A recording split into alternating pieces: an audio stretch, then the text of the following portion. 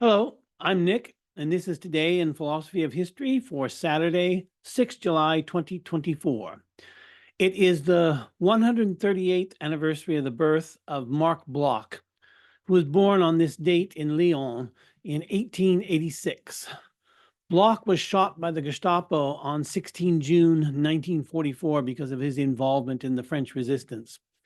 Bloch is remembered as a medievalist and as one of the founders of the Annales school of historiography. The Annales school was so named for the journal that featured the work of Bloch and Lucien Febvre and Fernand Braudel, that was called Annales, Economies, Societies, Civilizations. These historians were mostly known for their work on medieval and early modern history, but Bloch also became a historian of the 20th century that he himself witnessed. As an historian in France, as France collapsed before the German invasion from 10 May to 25 June 1940, Bloch was uniquely positioned to record the events of this collapse, which he did in a manuscript that was posthumously published as Strange Defeat, a statement of evidence written in 1940. In this rare instance, we have a first draft of history by an actual historian. In Strange Defeat, Bloch describes, not only from the point of view of a participant in the events, but also from the point of view of an historian, the catastrophe that France experienced. Quote, "What drove our armies to disaster was the cumulative effect of a great number of different mistakes. One glaring characteristic is, however, common to all of them. Our leaders, or those who acted for them, were incapable of thinking in terms of a new war. In other words, the German triumph was essentially a triumph of the intellect, and it was that which makes it so particularly serious," unquote. Bloch went into more detail on this, highlighting the technological and doctrinal innovations made by the German army that facilitated the German successes on the continent in 1940.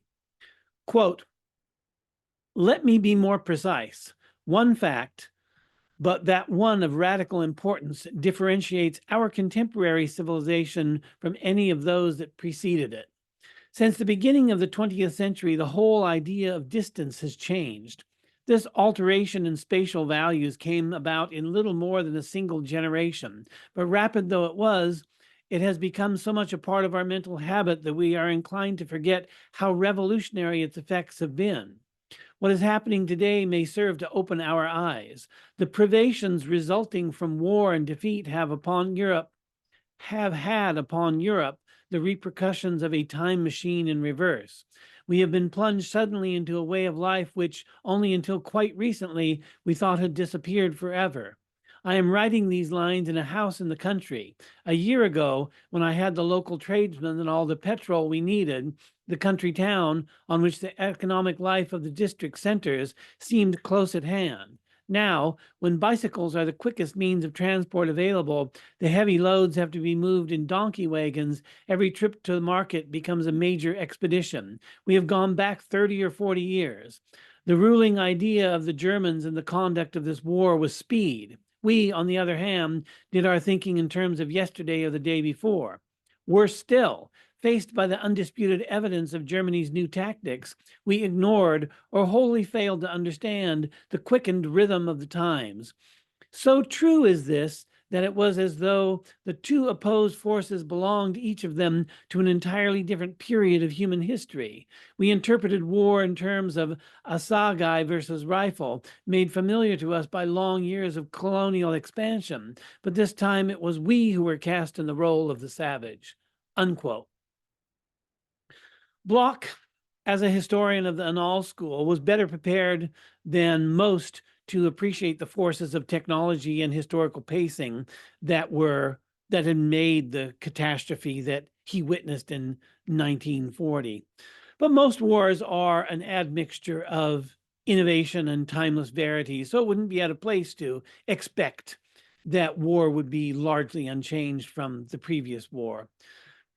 And there was nothing new about the existential confrontation between Germany and France. Almost a century and a half previously, it was Germany, or rather the Germanophone regions of Europe, not yet a German nation state, that was trying to understand its defeat at the hands of France. Herder, Fichte, and Hegel might well have written a work on the successes of Napoleon and called it Strange Defeat. The Annales school of historiography, of which Bloch was a founder, can help us to understand this Franco-German rivalry over the more than a millennium of European history. From the Annales school, we get an appreciation for the longest comprehensible periods of history and for the mentalities of people who populate these longest periods of history. Bloch's colleague, Fernand Braudel, divided history into three classes of temporal duration. Shortest of all is the history of the event. Of the history of the event, Braudel wrote, quote, "Events are the ephemera of history. They pass across its stage like fireflies, hardly glimpsed before they settle back into darkness as often as not into oblivion," unquote. Next is the conjuncture. The conjuncture is a trend that endures for about a generation on the outside. It could be between, say, 10 and 20 years, 10 and 30 years, say, when something develops clearly that's different from what came before, different from what follows. It's not as long as the longer scales of time, but it's much more than just an event, which Braudel has described as being like a firefly as it flashes across the historical stage.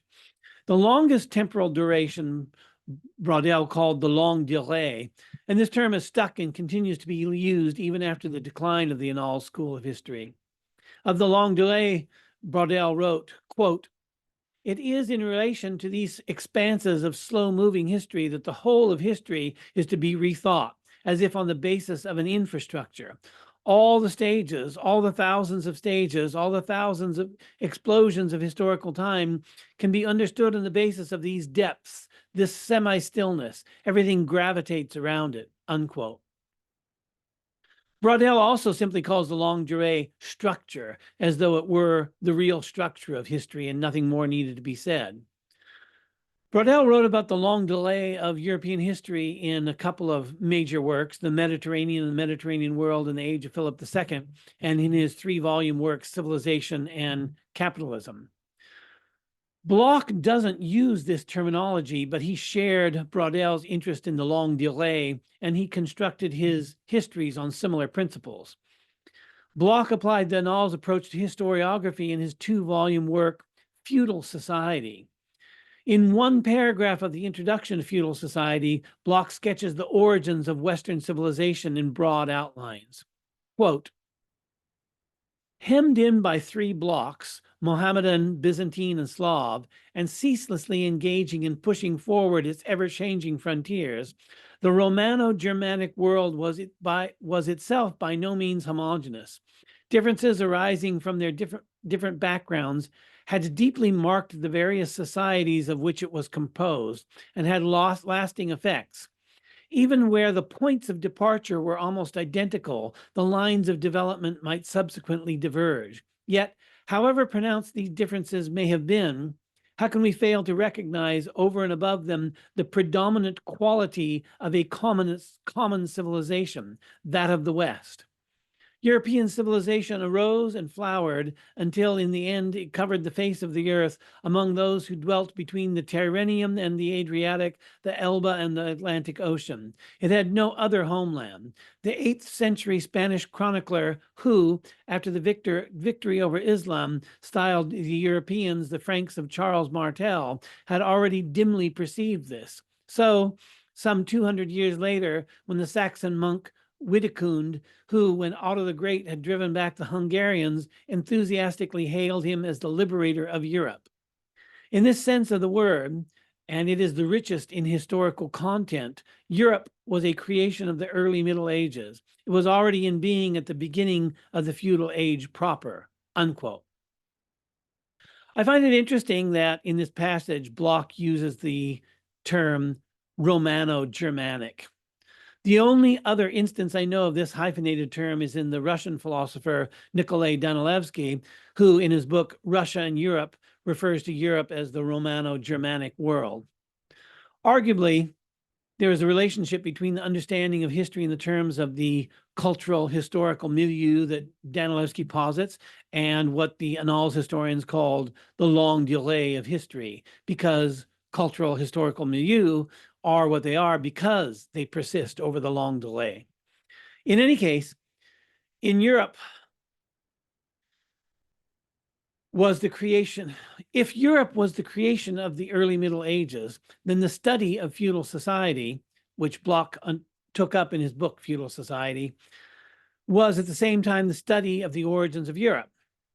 Much of the history of Europe has been a rivalry between France and Germany, which came to a head in the two world wars of the 20th century and which ultimately led to Bloch's execution by the Gestapo.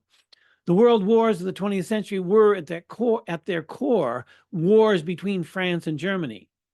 The rivalry between France and Germany has only been a rivalry among nation states for about a century before it came to a head, but we can trace this rivalry much further back before the era of nation states into the long delay of history. Both France and Germany can look back to Charlemagne as a founding figure. When Charlemagne's empire fell apart after his death, repeated divisions of the empire eventually yielded a French kingdom and the Holy Roman Empire, which also came to be called the Holy Roman Empire of the German peoples. We can think of the 1,200 years of continental European history from Charlemagne to the present as a long delay period during which France and the Holy Roman Empire were differentiated, and a period throughout which that differentiation led to different social institutions in these respective cultural spheres. France was always the more centralized monarchy on the continent. The Holy Roman Empire had a very loose structure, and at times it was little more than a formality. The result of the different social evolution of France and Germany was a rivalry that defined Europe. We do not know what the future holds for Europe, whether the EU will survive, or if the rivalry between Germany and France will come to be expressed in other forms in the future. And this wasn't Bloch's theme in his Feudal Society, neither the rivalry or the future of that rivalry, but we can use the framework of historical time developed by the Annales school to understand how the Western world came to be what it is today. In addition to the emphasis on the long delay as the structure of history, the other lasting outcome of the Annales school was what has come to be called the history of mentalities. I could argue that there is a connection between the study of mentalities and the idea that history is the rethinking of past thoughts, which is a position associated with Collingwood, among others. This connection especially comes out in a quote attributed to Marc Bloch in the paper, The Fate of the History of Mentalities in the Annales by André Febvre. I'm probably mispronouncing that name, so excuse me. So this is the quote he attributed to Bloch, which I have not yet found in Bloch. Quote, "Social realities are a whole. One could not pretend to explain an institution if one did not link it to the great intellectual, emotional, mystical currents of the contemporaneous mentality. This interpretation of the facts of social organization from the inside will be the principle of my teaching, just as it is of my own work." Unquote.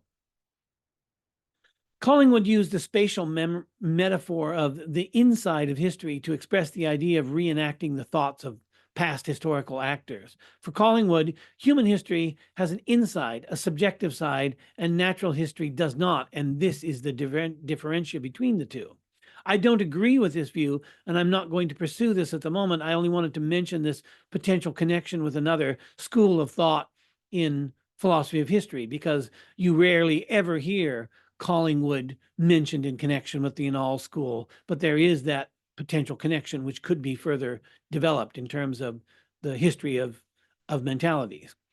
The summary that I would give of mentalities is that the history of mentalities, the history of the conceptual framework that is implicit throughout all social formations, though this isn't the language that Bloch or his colleagues employed in their exposition of mentalities.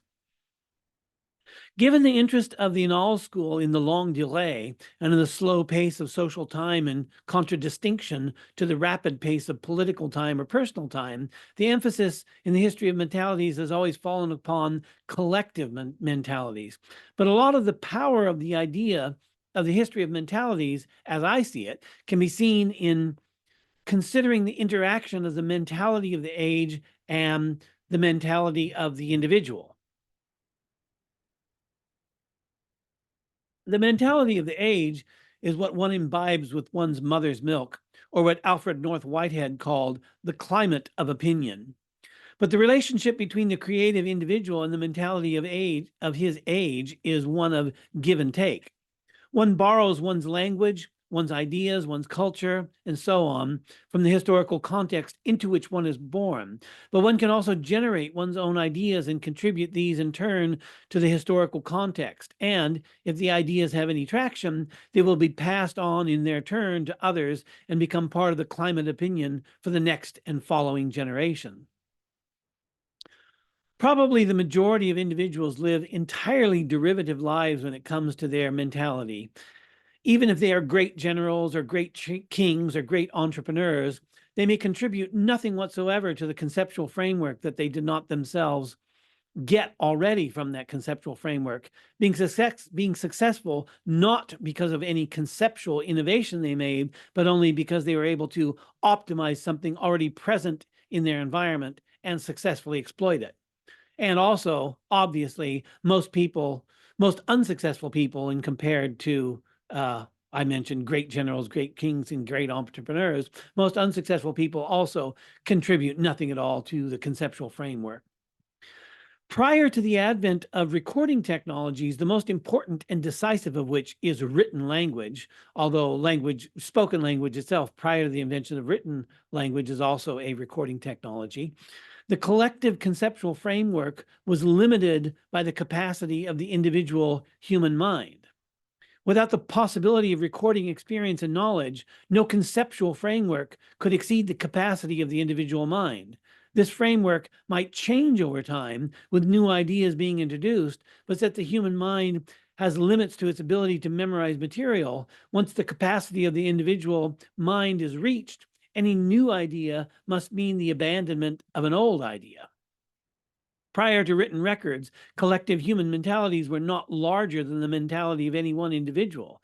These mentalities probably slowly evolved over time, but they could not become absolutely larger because of the limitations of the human mind. A possible exception would be the introduction of new ideas that would allow for a greater number of ideas to be maintained in the mind due to better organization, systematic organization of thought. But even here, there's a limit that, once met, means that the mentality of the group cannot be much larger than the mentality of the individual, and the mentality cannot become absolutely larger over time.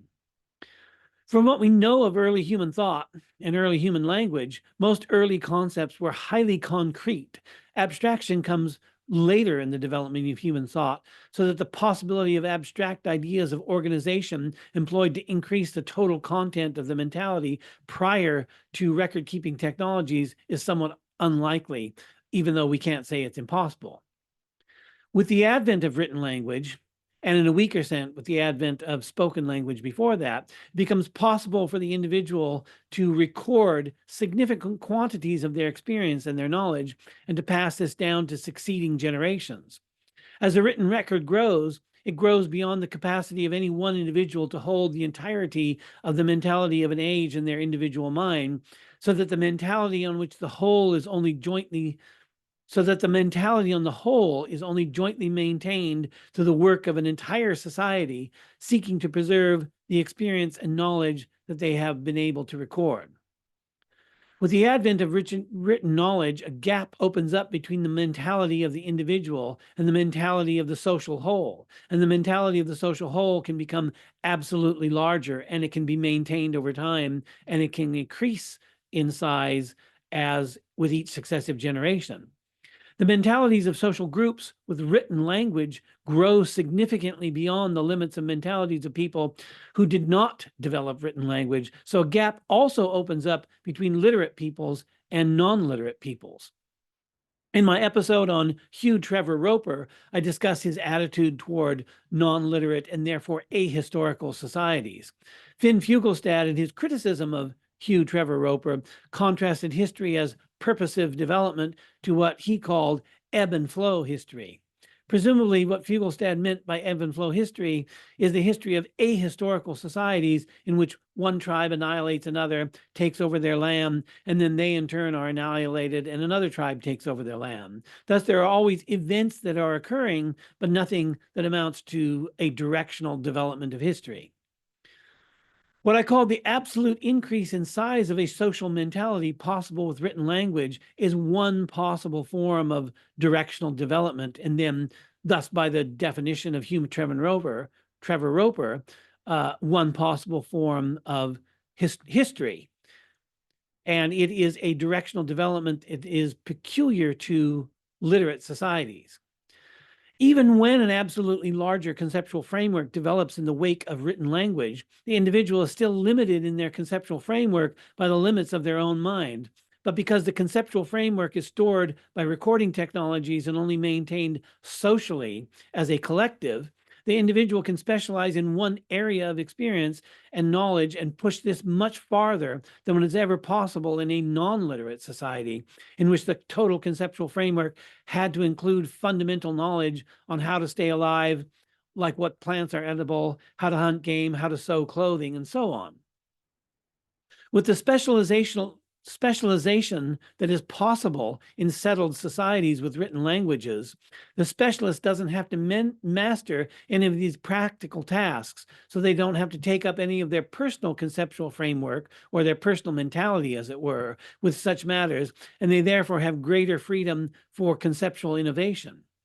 In circumstances such as this, more abstract concepts can be introduced and be shown to be useful in a specialized conceptual framework, and if they become sufficiently widely adopted, they pass beyond that specialized conceptual framework and can become abstract ideas employed by ordinary folks to improve their cognition. An example of this is the concept of zero, which when it was first introduced was considered advanced mathematics that could only be understood by a few. But it is now taught to children in elementary school, and we consider it to be a concept within the grasp of any mentally competent individual. While the Annales school and the history of mentalities was originally French and was primarily influential among French historians, the Austrian historian Heinrich von Fichtenau was influenced by these ideas in his Living in the 10th Century, Mentalities and Social Orders. Given the title of the book, we aren't surprised to see him mentioning Marc Bloch and the Annales school. Quote, sources for the 10th century are not as meager as historians used to believe before they learned to use charters, saints' lives, contracts, and so forth. Unfortunately, the documents of that period have uneven geographical representation and concern the upper classes more than the mass of the population. We know all too little about the lower strata, their daily life, their conceptions. This is also true in part for the upper levels of lay society. With meager resources, a history of mentalities, such as is called for by our French colleagues, must be written piecemeal. It is a very important task, however, and one which has its background not only in Marc Bloch's work. This approach to history can be found here and there in the works of Max Weber and Oswald Spengler. Unlike Bloch's successors in the French Annales school, their suggestions found little echo among German historians. Ultimately, all history is a history of mentalities. The word should not be overused. It will be employed in this book as rarely as other words that cannot be defined unambiguously and are in danger of becoming catchphrases. It would also be a pity if research into mentality should be carried on in too abstract a manner and therefore fall into the errors of what has once been called intellectual history. The products of thinking and meaning cannot be separated from the existence of people in this world, unquote. So that is from Heinrich von Fichtenau's Living in the 10th Century, Mentalities and Social Orders, where he was obviously influenced by Bloch and the Annales school. This passage is interesting not only for its use of the idea of mentalities as a category of historical thought, but also for its suggestion that something similar is to be found in Max Weber and Spengler. We know from many previous episodes that many historians and philosophers of history engage in a ritual denunciation of Spengler, much as they engage in a ritual renunciation of Hegel. But here, Fichtenau was simply has simply mentioned Marc Bloch and Spengler in the same breath without pausing to pronounce the usual curse. And it's worth noting in this context that Braudel mentioned Spengler briefly without bothering to condemn him. Another interesting thing here is the warning that Fichte now issues for the histories of mentalities not to be allowed to approximate intellectual history and thus fall into the same errors. With the histories of ideas and conceptual history flourishing today, as we have seen in the discussion, in my discussion of Reinhard Koselleck, J.G.A. Pocock, and others, it would seem that his warning has not been heeded.